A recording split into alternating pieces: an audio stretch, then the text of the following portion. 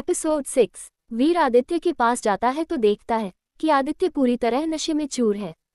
वीर आदित्य के पास जा बोलता है, ये सब क्या है आदि? तू रोज रोज इतना नशा करेगा तो तेरी सेहत के लिए कितना खतरनाक है, तुझे पता है ना? वैसे भी ऑलरेडी तेरी किडनी इतनी डैमेज हो चुकी है, डॉक्टर ने भी तुझे सख्त बोला है फिर भी। आदित्य अंडस को क्या करूं यार, जो नशे में रहकर करने में मजा है वह बिना नशे में नहीं होता। बिना नशे का कोई मुझे सिड्यूस कर ले, वह आज तक कोई आया ही नहीं। और तू तो जानता है ना मैं नहीं करना चाहता हूँ, लेकिन यह मेरी जरूरत है। I need physical for body. वीर अंडस को आदि तेरी शादी हो गई है। आदित्य अंडस को उसकी बात बीच में काटते हुए नाम की शादी है और जिंदगी भर उसे कैद करने के लिए मैंने उससे शादी की है, उसे हर तरह से टॉर्चर करने के लिए शादी की है, उसका पंख काटने के लिए शादी की है।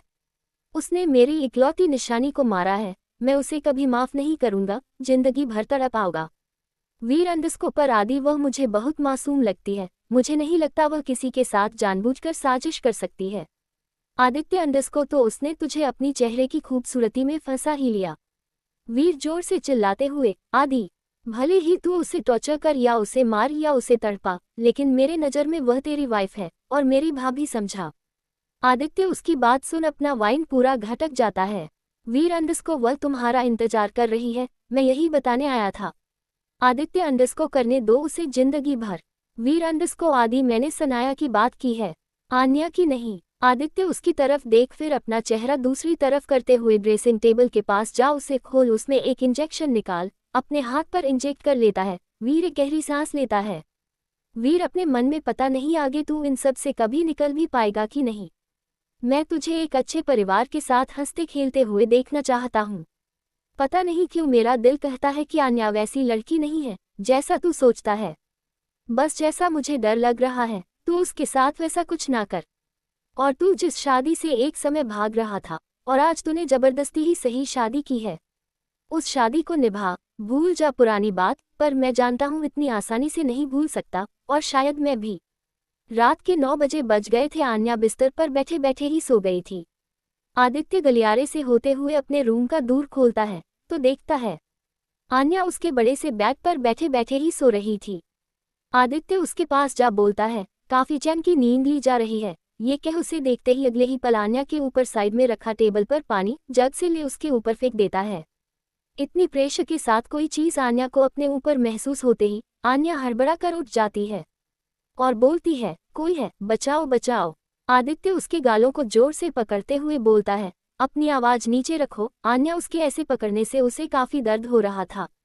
वह छटपटाने लगी और खुद को छुड़ाने लगी और किसी तरह बोली, प्लीज छोड़ दीजिए, दर्द हो रहा है। आदित्य एक बार उसकी उन मासूम आंखों को देखा, अगले ही पल अपने मन को झटकते हुए आदित्य हंसते हुए बोला, अभी तो शुरुआत है आन्या राजवंश, अभी से तुमने इतनी हिम्मत हार गई। ये कह उसे खड़ा करता है। आन्या दर्द सह नहीं पा रही थी, वह छटपटाने लगी। आदित्य से कहती है, क्यों कर रहे हैं ऐसा, आखिर गलती क्या है हमारी? आदित्य को न जाने क्यों आन्या का ये सवाल पसंद नहीं आया और उसे राक्षस बनने पर मजबूर कर दिया। वह आन्या के बालों को जोर से पीछे से पकड़ अपने चेहरे के सामने करता है। आन्या जिसने आज तक एक छोटी सी चोट पर सब उसके आगे पीछे दौड़ने लगते थे, उसे ऐसा लग रहा था जैसे उसके रूह से कोई प्राण खींच रहा हो। अन्या जोर से चीखते हुए बोली, आदित्य छोड़िए मुझे। आदित्य को उसका नाम लेना जरा भी पसंद नहीं आया। वह उसे खींचकर एक थप्पड़ मार देता है जिससे आन्या एकदम सुन्न पड़ जाती है और वह बेड पर निढाल होकर गिर जाती है। वह आधी बेहोशी में चली जाती है। इस समय बिना चुन्नी की थी, उसके मुंह से तो जैसे आवाज ही गायब हो गई थी। आंख से बस झरझर आंसू बहा रहे थे और वह एक एकटक आदित्य को देख रही थी या फिर उसके रूप को समझने की कोशिश कर रही थी। क्या ये वो आदित्य सच था जिसने उसे बचाया था, या सामने वाला है जो एक हैवान है?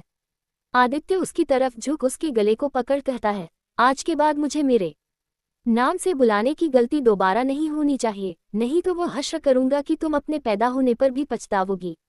आन्या तो एक लाश की तरह बस एकटक आदित्य को अपनी भरी हुई आंखों से देख रही थी। आदित्य, आज के बाद तुम मुझे नाम से नहीं साहब के नाम से बुलाओगी। तुम एक गुलाम हो, यह नौकर की तरह तुम्हें रहना है। तुम्हारे साथ सिर्फ मेरा नाम जुड़ा हुआ है, लेकिन तुम हमारी कभी पत्नी नहीं हो सकती। अपने कान खोल कर सुन लो, तू इस सोने की पिंजरे में कैद हो, तुम वह चिड़िया हो जिसको कभी आज़ादी नहीं मिल सकती। आदित्य उसके गाल को पकड़ते हुए बोला। आई बात समझ में आदित्य को उसकी चोट लगी हुए गाल को पकड़ने से आन्या को और ज्यादा दर्द होने लगा।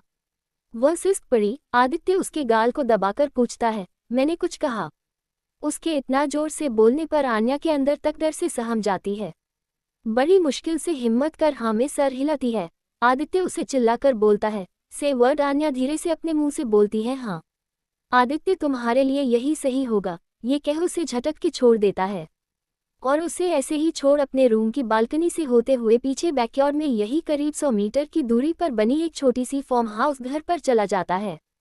आन्या उसे अपनी आंसू भरी आंखों से देखती रहती है। थप्पड़ मारने से उसके गाल सूज गए थे और मुंह के कोनों से खून निकल रहा था।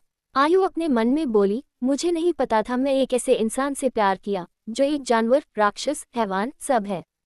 उसे स्त्रियों की कोई वैल्यू नहीं है। अरे मेरी गलती तो बता देते। लेकिन मिस्टर आदित्य राजवंश, आज से और अभी से I hate you Aditya. Sorry साहब। एपिसोड 7। आदित्य के चले जाने के बाद आन्या बेड पर ऐसे ही बेजान पड़ी रहती है। वह आदित्य के इस टॉर्चर से आधी बेहोशी में चली जाती है। उसके हाथ पैर तो सुन्न पड़ जाते हैं। ऐसे ही पड़े पड़े वह पूरी तरह से बेहोश हो जाती है।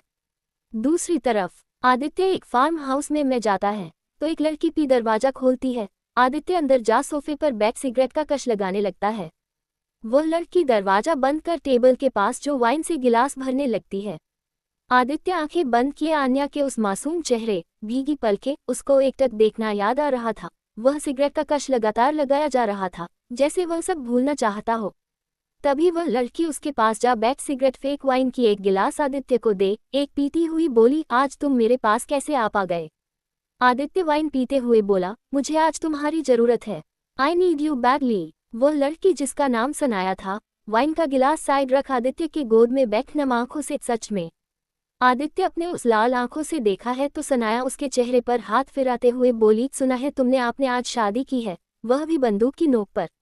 आदित्य उसे गुस्से से देखने लगता है तो सनाया, अरे नाराज क्यों हो रहे हो? हमारे भी कुछ चाहने वाले हैं जो हमें सब बताते हैं। तुम अपनी बीवी के साथ सुहागरात मनाने की जगह हमारे पास आ गया। आदित्य उठकर खड़ा हो जाने लगता है तो सनाया उसे पीछे से अपनी बाहों में पकड़ते हुए बोली, कितने समय से इंतजार कर रही थी, तुम खुद मेरे पास आए हो। मुझे नहीं पता क्यों आए हो, पर मुझे ये पता है कि यह पल दोबारा नहीं आएगा।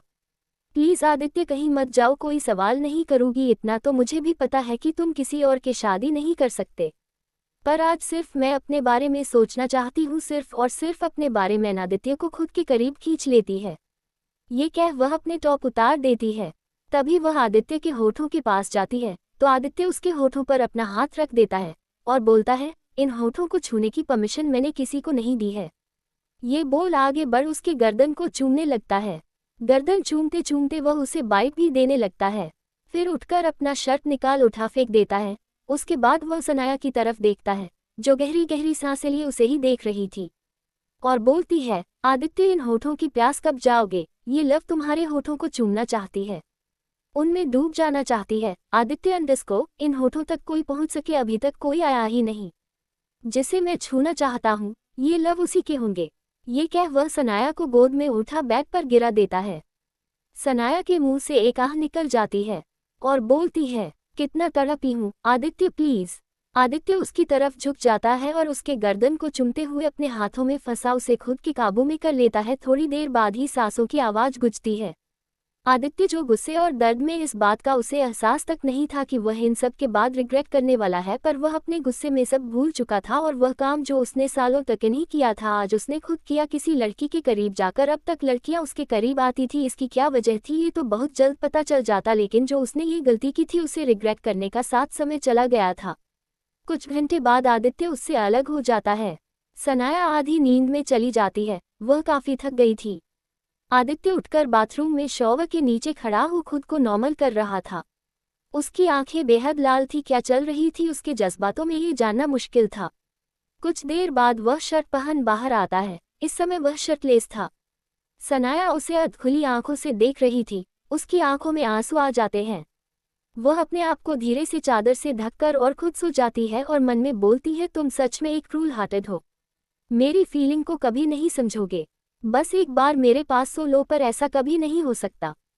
पर आज तुम पहली बार मेरे करीब आए हो, मैं इस एहसास को कभी नहीं भूलूंगी। अगर आज तुम खुद से मेरे पास आए हो तो मुझे उम्मीद है कि एक दिन तुम मेरे जरूर हो जाओगे। I love you Aditya. ये सोचते ही सोचते नींद के आगोश में चली जाती है। आदित्य बालकनी में जा सिगरेट का कश लेने लगता है और वापस आ सोफे पर लेट जाता है। कितने घंटों तक एकटक ऊपर देखने के बाद धीरे धीरे वह भी नींद के आगोश में चला जाता है। एपिसोड 8। काफी देर से कॉफी टेबल पर फोन की रिंग सुनाई दे रही थी। आदित्य काफी गहरी नींद में चला गया था। उसे फोन की आवाज से इरिटेशन होने लगी। वह अपना हाथ इधर उधर मूव करते हुए फोन को खोजने लगा। फोन पाते ही उसे कान पर लगा बोला, हेलो। उधर से एक जोर से चिल्लाते हुए कोई बोलता है, अब समय मिल गया तुझे फोन रिसीव करने का। आदित्य अंडस्को अबे कौन मर गया जो मुझ पर इतना भड़क रहा है। उधर से वीर की गुस्से भरी आवाज आई, तेरी बीबी। आदित्य की झटके से आंख खुल जाती है और उठकर बैठ जाता है और बोलता है, क्या मतलब है तेरा? वीर अंडस्को वह तो तू घर आएगा तब पता चलेगा। आदित्य झटके से उठता है और अपनी शर्ट उठा पहनकर निकलने लगता है। तभी बाथरूम से बाथरोब पहन सनाया बाहर निकलती है। सनाया, अंडस्को कहाँ जा रहे हो आदित्य? आदित्य बिना जवाब दिए बाहर निकल जाता है। सनाया, अंडस्को आज तक ऐसा नहीं हुआ, कितनी भी इम्पोर्टेंट हो, लेकिन आदित्य बिना मुझे हक किए कभी नहीं गया। ये बदलाव इतनी जल्दी हाउ? वहीं दूसरी तरफ आदित्य के रूम में बेड पर आन्या बेहोश चित लेटी थी। इस समय उसके ऊपर ना ही कोई ब्लैंकेट था और ना ही उसकी कोई चुन्नी। इस समय उसके बाल बिखरे, तन पर सिर्फ लहंगा, चोली, होठों से निकलता खून, आंखों पर आंसू के निशान जो सूख चुके थे और उसके चेहरे पर अपना दाग बना चुके थे। उसके कमर और चिकनी पेट रिवील हो रही थी। उसके ब्लाउज का गला डीप होने पर उसकी हल्की हल्की बॉडी भी दिख रही थी। रूम में वीर और रोहन दोनों थे। वह उसके चेहरे पर पानी डाल थपथपा रहा था, लेकिन आन्या से मज नहीं हो रही थी। तभी आदित्य भागते हुए अंदर आया। इस समय उसने सिर्फ शर्ट पहन रखी थी, उसका बटन नहीं लगा था। इससे समझ आ रहा था कि वह कितनी जल्दी में आया था। अब यह आदित्य की घबराहट थी या बेचैनी, ये तो वही जाने। जब वह बालकनी से अंदर आया तो अंदर हो रही एक्टिविटी को देख उसकी आंखें सर्द हो गई। उसने जोर से कहा, दूर हटो उससे। वीर हड़बड़ा कर एक कदम पीछे हो गया। तभी आदित्य आया और अपनी शर्ट उतार आन्या के ऊपर डाल दिया। वीर गुस्से में उसे धकेलते हुए बोला, कर ली अपनी मनमानी, ले लिया बदला, सुकून मिल गया। यह क्या हरकत किया है तूने, और यह कौन सा बदला लेने का तरीका है? आदित्य एकटक आन्या के चेहरे को देख रहा था। उसे वह चेहरा याद आता है जब उसने शादी के जोड़े में पहली बार आन्या को देखा। तब और अब में जमीन आसमान का अंतर आ गया था। वीर अंडस्को, अरे टॉर्चर करना ही था तो बहुत तरीका है। ये कौन सा तरीका है एक औरत से मारपीट करने का? आदित्य अंडस्को, वीर यह मेरी पत्नी है। मैं चाहे जैसा चाहूं इसके साथ वैसा कर सकता हूं, और एक ही दिन में तुम्हें इतनी परवाह, ये बात मुझे डाइजेस्ट नहीं हो रही है। तभी आदित्य कुछ सोचने का नाटक करते हुए बोलता है, अच्छा याद आया। कहीं जैसे तेरा प्यार मेरी बिस्तर पर होती है, वैसे ही तू मेरी बीवी को अपने बिस्तर पर तो नहीं रखना चाहता। आदित्य इतना ही कहा था कि वीर उसके मुंह पर एक जोर से पंच मारता है। आदित्य हंसते हुए, सच्चाई बुरी लगी, वैसे भी यह मेरी सिर्फ नाम की पत्नी है। तू चाहे तो इसके साथ टाइम पास कर सकता है, मुझे इसमें कोई परेशानी नहीं है। तभी वीर उसे एक और मुक्का मारता। तभी रोहन डॉक्टर को लेकर अंदर आ जाता है। तभी वह डॉक्टर, जिसका नाम मोहन सिंह था, वह अंदर आया। वह रोहन को इशारे में पूछता है, किसका चेकअप? तो रोहन बेड पर इशारा करता है। मोहन बेड पर एक लड़की देख उसकी आंखें बड़ी हो जाती है और बोलता है, क्या आदित्य तूने इस बार शादीशुदा लड़की के साथ? वह इतना बोला ही था, उसे आदित्य की गुस्से भरी आवाज सुनाई देती है, गेट आउट। उसकी इतनी गुस्से भरी आवाज सुन मोहन हड़बड़ा जाता है और वह जाने में ही भलाई समझता है। तभी उसे आवाज आती है, अपनी वाइफ को भेजो। मोहन एक बार आदित्य को, एक बार उस बेड पर पड़ी लड़की को ऊपर से नीचे देखता है, फिर 9-2-11 हो जाता है। कुछ देर बाद करीब 30 साल की एक लड़की अपने हाथ में एक बॉक्स लिए अंदर आती है। उसका नाम रावी सिंह था। रावी और मोहन का घर आदित्य की विला की 5वीं विला के बाद ही था। आदित्य, वीर, मोहन, रावी और अर्जुन, ये पांचों एक साथ कॉलेज पढ़ाई की थी। इन सब में अर्जुन कौन है ये बाद में पता चलेगा। रावी अंदर आती है तो बेड पर एक लड़की देख आश्चर्य हो जाती है। ऐसा नहीं है कि वह आश्चर्य एक लड़की को देखकर हुई थी। आदित्य के बिस्तर पर वह कभी न कभी लड़की को देखती ही रहती थी, क्योंकि कभी कभी आदित्य के ज़्यादा वाइल्ड होने से, किसी लड़की की ज़्यादा हालत खराब हो जाने से रावी ही उसका ट्रीटमेंट करती थी। पर आश्चर्य की बात उसके लिए ये था कि वह लड़की शादी के लाल जोड़े में सिंदूर से सनी हुई पूरी सुहागन थी। वह एक नज़र सबको देख बिना क्वेश्चन किए उसे चेक करने लगती है। फिर चेक करने के बाद वह इंजेक्शन निकाल उसके हाथ में इंजेक्ट करने लगती है। उसे इंजेक्शन लगता देख आदित्य अपना चेहरा घुमा लेता है। रावी इंजेक्शन लगाते समय आदित्य को एक नज़र देखती है तो मुस्कुरा देती है। तभी वह सबको अंदर बुलाती है और बोलती है इसे टॉर्चर किया गया है और इसे एक ट्रॉमा से होकर गुजरना पड़ा और काफ़ी स्ट्रेस लेने की वजह से यह बेहोश है। आधे घंटे में इसे होश आ जाएगा और शायद मेरे अनुमान से इसने 2 दिन से कुछ खाया नहीं है। इसे होश में आने के बाद इसे कुछ हल्का खिला इसे मेडिसिन लेने को बोल देना। यह वह जाने लगती है और जाते जाते आदित्य को बोलती है आदित्य मैं नहीं जानती यह कौन है और तुम्हारे साथ उसका रिश्ता क्या है, लेकिन एक बात याद रखना तुमने जो ये हरकत की है वह बहुत शर्मनाक हरकत है। मुझे लगता था तुम्हारे साथ जो कुछ गलत हुआ है तुम चाहे जैसे हो लेकिन एक औरत के लिए इतना घटियापन की हरकत कभी नहीं कर सकते हो। ये कह वह जाने लगती है तभी आदित्य जोर से बोलता है अपनी नसीहत अपने पास रखो समझी, निकलो सब की सब यहाँ से। रावी मुस्कुरा कर चली जाती है। वीर भी रावी के पीछे चला जाता है। रोहन वहीं खड़ा आदित्य का मुंह निहारता रहता है तो आदित्य तिला मिलाते हुए बोलता है तुम्हें क्या अलग से प्रसाद दूं। रोहन हड़बड़ाते हुए ना में लगती हिलाता है। वह भी 9-2-11 हो जाता है। सभी के जाने के बाद आदित्य एक नज़र आन्या को देखता है, फिर बाथरूम चला जाता है। बाथरूम में शावर लेने के बाद वह अपना सिर पोंछते हुए बाहर आता है। इस समय उसने सिर्फ टॉवल लपेट रखा था और एक टॉवल से अपना सिर पोंछते हुए बाहर आ रहा था। आन्या को भी धीरे धीरे होश आने लगा था। वो अपनी आंखें खोलकर ऊपर सीलिंग को देखने लगती है। थोड़ी देर बाद वह सोचती है कि वह कहाँ है। फिर तभी अपना चेहरा घुमाने पर धीरे धीरे उसे एहसास होता है कि वह कहाँ है। तो उसके आंखों से झरझर आंसू गिरने लगते हैं। उसके शरीर में तो इतनी जान नहीं थी कि वह उठ सके। तभी उसके कानों में एक मर्दाना आवाज आई, अभी से अपनी हालत बना रखी है तो आगे का कैसे बर्दाश्त करोगी मिसेज आन्या राजवंश। आन्या को एक बार के लिए तो समझ ही नहीं आया लेकिन अगले ही पल उसके अंदर डर घर कर गया। वह साइड देखती है तो आदित्य अपने बाल पूछते हुए उसी की तरफ आ रहा था। आदित्य को देख झटके से खड़ी हुई और आगे बढ़ी ही थी कमजोरी की वजह से और चक्कर खाने लगी और लहंगा में फंस कर गिरने ही लगी। तभी आदित्य उसे कमर से पकड़ लेता है। आदित्य की इतनी करीबी पाकर एक बार के लिए तो आन्या सब कुछ भूलने को मजबूर हो गई और उसकी खुशबू को महसूस करने लगी। तभी जब उसने अपनी आंखें खोली तो आदित्य के शरीर पर कुछ दिखा। वह उसे ध्यान से देखने लगी तो उसकी आंखें बड़ी होने के साथ साथ आंसू टप टप गिरने लगी और मन में बोली मतलब ये सच है आदित्य एक प्लेबॉय है। हुआ यूं कि आदित्य के शरीर पर नाखूनों वाइट के मार्क्स साफ नजर आ रहे थे। आदित्य उसे खड़ा कर बोलता है जाओ पहले अपनी दशा सुधारो, उसके बाद तुम्हें तुम्हारी औकात दिखाता हूँ। ये कह उसे खड़ा कर मीरा के सामने खड़ा हो जाता है। आन्या अपनी भरी हुई आंसुओं के साथ वहीं खड़ी रहती है। काफी देर तक जब वो नहीं हिलती तो आदित्य पूछता है क्या हुआ, ऐसे भूत बनकर क्यों खड़ी हो। आन्या बड़ी मासूमियत के साथ बोली मेरे पास कपड़े नहीं है। आदित्य उठता है, फिर वह अपने कवच से एक टी शर्ट और लोअर निकालते हुए बोलता है लो अभी का इसी से काम चला लो, उसके बाद तुम्हारे पास सर्वेंट वाले कपड़े आ जाएंगे। मेरे कपड़े पहन अपनी औकात मत भूल जाना। उसके कपड़े ले बाथरूम के अंदर चली जाती है। आदित्य एक बार पीछे मुड़कर देखता है और फिर अपने क्लोजेट रूम में चला जाता है। ऑफिस के कपड़े पहने तैयार हूँ नीचे चला जाता है। तभी कुछ देर बाद आन्या बाथरूम से आदित्य के दिए हुए कपड़े को पहन बाहर आती है। देखती है कि आदित्य बाहर नहीं है। एक गहरी सांस लेती है। उसे बहुत जोरों की भूख लगी थी तो वह दरवाजे से बाहर आती है और बाहर आती है एकदम से उसकी चीख निकल जाती है। एपिसोड 9। आन्या की चीख सुन आदित्य और रोहन जो नीचे लिविंग एरिया में बैठे थे वह ऊपर देखने लगते हैं। आदित्य इस समय एक चेयर पर बैठ किसी राजा की तरह बैठा था। उसके हाथ में एक चाकू था। वह किसी नर्क का देवता से कम नहीं लग रहा था। वह आन्या को देख एक मिस्टीरियस स्माइल करने लगता है।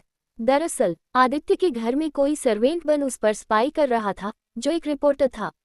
आदित्य के असर होने का सबूत ढूंढने आया था। आज आदित्य ने लिविंग रूम में बैठा था, उसकी नज़र सामने रखी पॉट की डिज़ाइन में जाती है तो जिसमें एक कैमरा लगा होता है उसे देख स्माइल करने लगता है और उसे ज़्यादा सोचना नहीं पड़ता कि यह कौन कर सकता है, क्योंकि घर में सिर्फ एक ही सर्वेंट अंदर आता था फ्लावर चेंज करने के लिए। आदित्य उसे ही टॉर्चर कर रहा था। वह रिपोर्टर हाथ जोड़े मिन्नतें कर रहा था। उसके शरीर पर कई जगह कट के निशान थे। वह रिपोर्टर भीख मांग रहा था कि वह किसी से कुछ नहीं कहेगा। बात यह है, उसे आन्या के घर में जबरदस्ती लाने की खबर मिल गई थी और उसकी शादी का भी। तभी आदित्य बोलता है, चलो आज तुझे सजा में नहीं मेरी वाइफ देगी।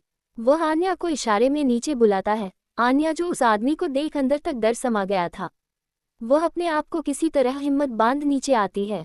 आदित्य उसे खींच अपनी गोदी में बैठा लेता है और उसके हाथ में चाकू पकड़ा उस रिपोर्टर के सीने में दबाते हुए बोलता है, तो मिसेज राजवंश मार दिया जाए या छोड़ दिया जाए। आन्या, जो उसकी इस हरकत पर एकदम सहम गई थी, वह हिम्मत कर बोलती है, छोड़िए मुझे। तभी आदित्य बोलता है, मेरी वाइफ को डर लग रहा है, चलो तुम्हें अपनी फर्स्ट नाइट का एक गिफ्ट दे देता हूँ। अब इसकी जिंदगी तुम्हारे हाथों में है। आन्या आंखें बंद किए हुए हिम्मत कर बोलती है, छोड़ दीजिए। आदित्य, जो आन्या को कमर से पकड़े हुए उसके बालों को स्मेल कर रहा था और उसकी खुशबू में खोया हुआ था, वह उस रिपोर्टर को इशारा करता है हाथ से। वह रिपोर्टर आन्या को हाथ जोड़ वहां से गिरते पड़ते भाग जाता है। आदित्य उसके भागते ही एक केवल स्माइल करता है और वह एक गार्ड को तिरछी नजरों से देखते हुए एक आंख से कुछ इशारा करता है। शायद वह गार्ड उसका इशारा समझ गया था और वह उस रिपोर्टर के पीछे चला जाता है। इधर आन्या एक गहरी सांस लेती है। तभी उसे एहसास होता है कि वह कहाँ बैठी है। आदित्य, जो इस समय आन्या की खुशबू में खोया हुआ था, अचानक से आन्या ने उसे दूर करने की कोशिश करने लगी। उसे एकटक देख रहा था। छोड़िए मुझे। अन्या उसे दूर करने लगती है और कहती है, साहब, लोग नौकर को ऐसे गोद में नहीं बैठाते हैं, या फिर आपका पेशा है हर लड़की के साथ रंगरेलियां मनाने का। आदित्य को जो उसकी बातें सीधे तीर जैसे चुभी, वह गुस्से में आन्या को धकेल देता है। आन्या नीचे गिर जाती है और उसके मुंह से जोर से एक आह निकल जाती है। वीर, जो अभी अभी किचन से ब्रेकफास्ट आन्या के लिए बनाकर आ रहा था, आन्या को गिरते देख तुरंत जाकर उसे उठाता है और बोलता है, तुम ठीक हो? आन्या कुछ नहीं कहती और जोर जोर से रोने लगती है। वीर उसका सिर सहलाने लगता है। आदित्य, जो आन्या के इतनी जोर जोर रोने से इरिटेट हो रहा था, वह जोर से टेबल पर लात मारता है और बोलता है, चुप चुप, एकदम चुप। आन्या एकदम से चुप हो जाती है और वह अपनी भींगी आंखों से आदित्य को देखने लगती है। वीर, इसे ले जा और उसके मुंह में कुछ खाना ठूस ताकि यह थोड़ी शांत रहे, और उसको मेडिसिन दे ताकि मैं इसे इसकी औकात दिखा सकूं। आन्या आदित्य के कहे हुए शब्द को दोहराते हुए मन में एक बार सोचती है, मैंने तो आपके साथ एक पूरी जिंदगी सोची थी कि खुशहाली से बिताऊंगी। मैंने तो आपको चाहा, पर उम्मीद नहीं किया था कि मुझे आप मिलो। पर भगवान ने मिलाया भी इस रूप में जो मेरे दिल को बार बार छन्नी करते जा रही है। आन्या को अपनी तरफ एकटक की स्थिति में देखते हुए पता नहीं क्यों, लेकिन आदित्य को एक अजीब सी घबराहट होने लगी। वह अपना चेहरा पीछे कर लेता है। वीर बोलता है, आन्या तुम खाना खा लो, उसके बाद तुमको मेडिसिन लेनी है। आन्या रोते हुए, हाँ मुझे भूख लगी है, ये कहा वह चेयर पर बैठने ही जाती है कि तभी आदित्य जोर से चिल्लाता है, रघु रघु रघु, जिसकी उम्र यही 22 साल थी, जो इस घर में किचन में काम कर रहा था। वह दौड़ते हुए आया और बोला, जी भैया। तभी आदित्य बोलता है, जरा ये बताओ, घर के सर्वेंट कहाँ खाना खाते हैं?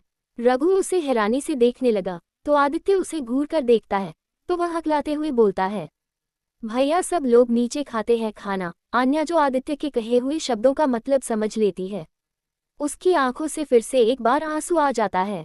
वह मन में ही अपने जीवन के बारे में सोचने लगती है, कहाँ वह एक प्रिंसेस की तरह थी और कहाँ उसकी नौकरों से भी कम की जगह बन चुकी थी इस घर में। आदित्य चेयर पर बैठ बोलता है, वीर तुमको पता है, मैंने सुना था इंडियन कल्चर में शादी के बाद अपने पति की खाने के बाद ही खाना खाया जाता था, और वह भी उसका छोड़ा हुआ जूठा। ये बोला तिरछी नजरों से आन्या को देखता है। आन्या बिना कुछ कहे वह आदित्य को खाना परोसने लगती है और वही खड़ी हो जाती है। आदित्य खाना खाने लगता है और बोलता है, आन्या वहां से जाने लगती है। तभी वीर बोलता है, आन्या खाना खा लो। आन्या, मुझे किसी की दी हुई भीख नहीं चाहिए, और वह जाने लगती है। तभी आदित्य बोलता है, जैसा कह रहा हूँ वैसा रहना सीख जाओ, नहीं तो जिस बाप को तुम्हारे छोड़कर आया हूँ ना, उसे शमशान पहुँचाने में टाइम नहीं लगेगा। आन्या की आंखों में एक बार फिर डर घर कर गया, अंदर तक डर से सिहर गई। उसे पिछली हुई उसके परिवार वालों के साथ उसके पापा पर चलाई गई गोली सब आंखों के सामने चलने लगी। आन्या तुरंत टेबल पर जाती है, वहां से आदित्य की थाली का खाना निकाल वह नीचे बैठ उसको तुरंत मुंह में डालने लगती है। मुंह में खाना खाते ही वह बोलती है, प्लीज मेरे पापा को कुछ मत करना, मैं तुम्हारे आगे हाथ जोड़ती हूँ। उसको इतनी दयनीय स्थिति में देख वीर वहां से तुरंत चला जाता है। आदित्य रघु से कहता है, रघु मैंने जो तुमको समझाया था वह तुम इसको बता देना। रघु ठीक है भैया। आदित्य भी उसे एक नज़र देख बाहर निकल जाता है। आन्या उसके जाते ही फूट फूट कर रोने लगती है। वह किसी तरह दो निवाला खा किसी तरह खाना खाती है और टेबल पर रखी मेडिसिन को खा लेती है। वो खुद एक मेडिकल स्टूडेंट थी, उसे दवाई का नॉलेज था। वह दवा को देखते ही समझ गई यह एक ट्रोमा की दवा है। वह मन में सोचती है कब तक ऐसी दवा खाकर मैं जीऊंगी, तब तक कि फूट फूट रोने लगी। वह मन में बोलती है, मॉम आपने तो कहा था कि आदित्य ऐसे नहीं है, क्यों मैं जो ये रूप देख रही हूँ तो वह क्या है? कैसे मैं अपना पत्नी धर्म निभाऊंगी? फिर भी आपने मुझसे प्रॉमिस लिया है तो मैं हर मुमकिन कोशिश करूंगी खुद को ढालने की। उधर आदित्य कार में बैठ जाता है। तभी वीर ड्राइविंग सीट पर बैठ वह कार चलाने लगता है। दरअसल वीर उसका राइट हैंड के साथ साथ एक बॉडीगार्ड भी था जो एक साए की तरह आदित्य के साथ रहता था। वीर आदित्य से एक शब्द भी नहीं बोलता। आदित्य भी उसे देखता है, इग्नोर करता है, लेकिन वीर से नहीं रहा जाता। वह फिर बोलता है, आदि अभी तुझे देखकर नहीं लगता है कि वह लड़की कोई साजिश कर सकती है? आदित्य कुछ नहीं बोलता और वह अपने पीसी लैपटॉप में काम करता है। तभी वीर बोलता है, आदित्य एक बार, सिर्फ एक बार बात को पूरी जानने की कोशिश करो। कहीं ऐसा ना हो कि तुम बाद में पछताने के सिवा कुछ ना कर सको। ये बोल अपना गाड़ी ड्राइव करने लगता है। आदित्य वीर के कहे हुए शब्दों को अपने मन में दोहराता है और इन 2 दिनों में हुई घटनाओं के बारे में सोचने लगता है। फिर मन में बोलता है, मैं इतनी जल्दी किसी लड़की पर विश्वास नहीं कर सकता। हर चेहरा एक छलावा होता है, सामने कुछ और पीठ पीछे कुछ और। आन्या राजवंश में तो तुम्हारे रूह तक जान कर रहूंगा और तुमने मुझे जो दर्द दिया है उस दर्द को 4 गुना तुम्हें तकलीफ होगी। तभी कुछ आधे घंटे बाद आदित्य की गाड़ी एक बहुत बड़ी बिल्डिंग के सामने रुकी जिस पर बड़े बड़े अक्षरों में असर टेक्सटाइल्स कॉर्पोरेशन लिखा हुआ था। जो एक लोगो में बना था, राजवंश कॉर्पोरेशन टेक्सटाइल्स, जो पता नहीं कितने एकड़ में फैला हुआ था। आदित्य का से बाहर निकलता है। उसी के पीछे जो गाड़ियां चल रही थी उसमें से बॉडीगार्ड निकल उसके पीछे हो लेते हैं। आदित्य एटीट्यूड से अपने गॉगल्स पहनते हुए बाहर निकलता है जो किसी मॉडल से कम नहीं लग रहा था। आदित्य का ऑरा किसी राजा से कम नहीं लग रहा था। ये कंपनी जहां पर लोग उसे भगवान मानते थे वहां कम से कम 1500 वर्कर काम करते हैं। कॉर्पोरेशन टेक्सटाइल जो विदेशों से लेकर इंडिया से लेकर हर लोगों से जुड़ी हुई थी। यहाँ कपड़ों की डिज़ाइन तैयार करने के साथ साथ उसको सेल भी किया जाता था और यहाँ औरतों के रोजगार के लिए कपड़ा सिलने की भी व्यवस्था की गई थी जो देश विदेशों में भी सप्लाई किया जाता था। इसीलिए असर ब्रांड काफ़ी पॉपुलर था और इंडिया में नंबर 1 पर थी। इस कंपनी से जुड़ने के लिए लोग दिन रात तैयारी कर जुड़ते रहते थे, लेकिन आदित्य उन्हीं लोगों से कॉपरेट करता था जो नए होते थे, जिनकी आइडिया नई होती थी, जिसके आगे पीछे कोई सपोर्ट नहीं होता था। वह उनके साथ लग उनको भी फायदा दे अपने कंपनी के साथ जुड़ता था। शायद यही वजह थी कि लोग उसे भगवान के रूप में देखते थे, क्योंकि आज के समय में जहां लोग अपना फायदा का सोचते थे वहां आदित्य की कंपनी नए नए लोगों को एक मौका देता था जिससे लोग अपने बिजनेस में आगे भी बढ़ पाते थे और राजवंश का भी फायदा होता है। आदित्य अंदर जाने लगता है, तभी उसे लोग ग्रीट करते हैं। आदित्य हाँ में सिर हिला अपने केबिन की तरफ बढ़ जाता है। एपिसोड 10। आदित्य अपने केबिन में जा बैठ जाता है और वह अपने डेस्क पर रखी कुछ फाइल में से वर्क करने लगता है। कुछ देर बाद उसका असिस्टेंट रोहन दूर को खटखटाता है। अंदर से आदित्य की भारी आवाज आती है, कम। रोहन अंदर आता है। रोहन अंदर आदित्य को ग्रीट करता है। रोहन से फाइल जो आपने उस लड़की का मंगवाया था। आदित्य उसे घूरता है तो रोहन हड़बड़ा जाता है। तभी आदित्य उसे घूर कर कहता है, वह लड़की तुम्हारी लेडी बॉस है, गिव हिम रिस्पेक्ट। आदित्य की इतनी भारी आवाज सुन रोहन बोलता है, सॉरी पेंसिव फेस सर। और रोहन मन में कहता है, घर पर तो उसे टॉर्चर कर रहे हैं और सर्वन बना कर रखा है और मुझे ऐसे ऑर्डर दे रहे हैं जैसे मैंने बहुत बड़ा गुनाह कर दिया हो। रोहन ये सब सोच ही रहा था, तभी आदित्य कहता है, मुझे मन में गाली देना हो गया हो तो concentrate on your work. Sir ma'am का जितना भी मुझसे पॉसिबल हुआ सब उनकी इन्फॉर्मेशन इकट्ठा किया है। मुझे ऐसा लग रहा है जैसे कुछ छुपाया गया हो। आदित्य के चेहरे पर यह सुन ईवाइल स्माइल आ जाती है। वह फाइल उठा उसे देखता है तो पहले पेज पर आन्या की कई तस्वीरें को टेप से चिपकाया गया था जिसमें आन्या काफी खूबसूरत लग रही थी। किसी में वह सुधा जी और आलोक जी के साथ थी तो किसी में वह एक पपी के साथ, तो किसी में वह कीर्ति पूरब के साथ। किसी में अन्या पूरब के गाल पर किस करते हुए, तो किसी में पूरब आन्या को पीछे से कमर से पकड़ते हुए सामने देख रहा है, जिसमें आन्या हाथ पीछे कर उसकी गाल छू रही है। आदित्य जैसे जैसे वह फोटो देखता जा रहा था उसकी आंखों की त्योरियां चढ़ती जा रही थी और उसकी काली गहरी आंखें डरावनी दिख रही थी।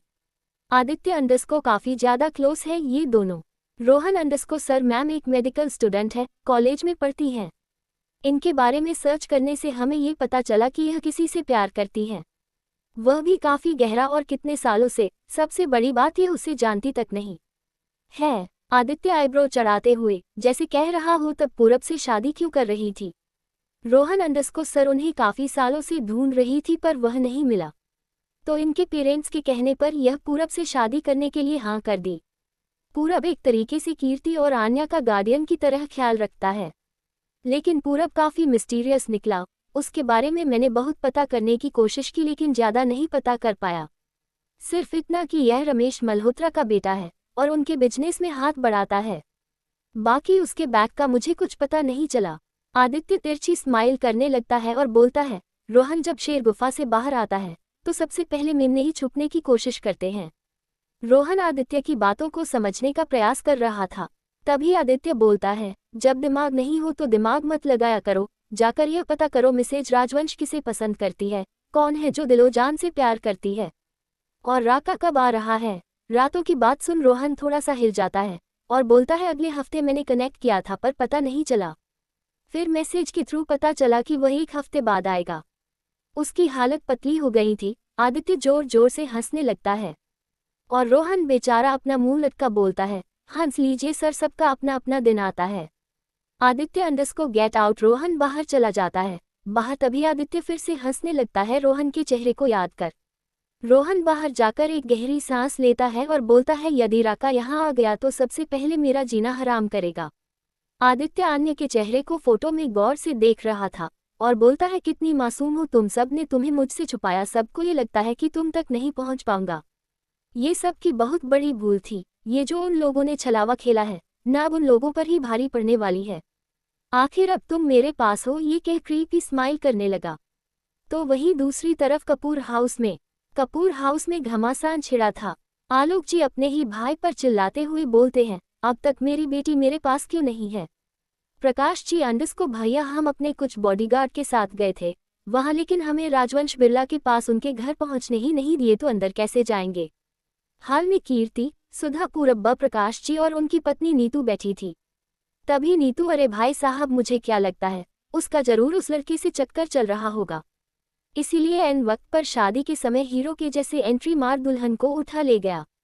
सभी उसे एक तरफ से घूरने लगे तो सुधा जी बोलती है, नीतू जरा जुबान संभाल कर बात किया करो, कब से सुन रही हूँ जो मन में आ रहा है बोलती जा रही हो। नीतू फिर कुछ बोलने को होती है कि प्रकाश जी उसे डांटते हुए बोलते हैं, जाओ पहले सबके लिए चाय बनाकर लाओ। नीतू मुंह हिथते हुए चली जाती है। सुधा जी आलोक जी को समझाते हुए बोलती हैं, आप परेशान मत होइए, थोड़ा समय दीजिए, हम बात करते हैं आदित्य से। आलोक जी सोफे पर बैठते हुए, आपको क्या लगता है वह अन्य के मामले में आपकी बात सुनेगा। सुधा जी एक पल के लिए तो शांत होती है, फिर अगले ही पल बोलती है, मेरी बात सुने चाहे ना सुने पर कम से कम अन्य को कोई तकलीफ ना दे, इस बात के लिए श्योर होना चाहती हूँ। आलोक जी अपना सिर पकड़ कर बैठ जाते हैं तो वही पूरब सुधा जी की बात सुन गुस्से में अपनी मुट्ठी भींच लेता है। दूसरी तरफ राजवंश हाउस, आन्या सोफे पर बैठी गालों पर हाथ रखे वह नीचे बैठे रघु की सारी बात सुन रही थी। रघु उसे घर के सारे नियम काम सब कुछ समझा रहा था जो आदित्य ने उसे कहा था। तभी आन्या कहती है, रघु क्या तुम्हें नहीं लगता तुम्हारे बॉस घमंडी, दुष्ट, दानव, पापी हर तरह का इंसान है। रघु आंखें बड़ी कर, नहीं दीदी भैया गुस्सा जरूर है और वह बहुत अच्छे हैं। आन्या मुंह बनाते हुए, मुझे तो वह कहीं से अच्छे नहीं लगते, और यह जो तुम मुझे काम समझा रहे हो, मुझे तो एक पानी उबालना नहीं आता, मैं इतने सारे काम कैसे करूंगी। रघु बोलता है, दीदी अगर भैया ने कहा है तो आपको करना ही पड़ेगा, और उन्होंने तो मुझे सख्त हिदायत भी दी है, अगर आप काम नहीं की तो मेरी नौकरी चली जाएगी। ये बोल बेचारा बेचारगी निगाहों से आन्या को देखने लगा। उसे ऐसे देख आन्या बोलती है, तू परेशान मत हो रघु, इस घर में तुम पहले इंसान हो जिसने मुझसे अच्छे से बात की है, मैं तुम्हारी नौकरी खतरे में नहीं डालूंगी, और वैसे भी खाना बनाना कौन सी बड़ी चीज है, वह तो मैं मोबाइल में देखकर चुटकी से बना दूंगी। रघु भी हाँ में सिर हिला आता है। शाम का समय राजवंश विला के बाहर गाड़ियां रुकती है। इससे आदित्य वीर और रोहन निकलते हैं। दरअसल रोहन आदित्य वीर एक ही साथ रहते थे। वीर आदित्य के बचपन का दोस्त था, जिसके पेरेंट्स इस दुनिया में नहीं है, और यह एक बहुत बड़ा राज है। और रोहन को आदित्य ने जब एक सड़क पर दर दर भटकते हुए देखा था, उस समय रोहन 5 साल का था, आदित्य 15 साल का। जब आदित्य के ऊपर किसी ने गन की पॉइंट की थी, तब रोहन ने ही उसकी जान बचाई थी, ये कह कि वह गंदे अंकल आपको बंदूक दिखा रहे हैं। आदित्य उस समय बच गया था, और तभी से रोहन को अपने साथ अपने घर पर लाया था, और ये तीनों एक ही साथ रहते थे। आदित्य की फैमिली के बहुत राज है, जो आगे बाद में पता चलेगा आपको। जब तीनों घर के अंदर आते हैं, तो घर की दशा देख रोहन की तो चीख निकल जाती है।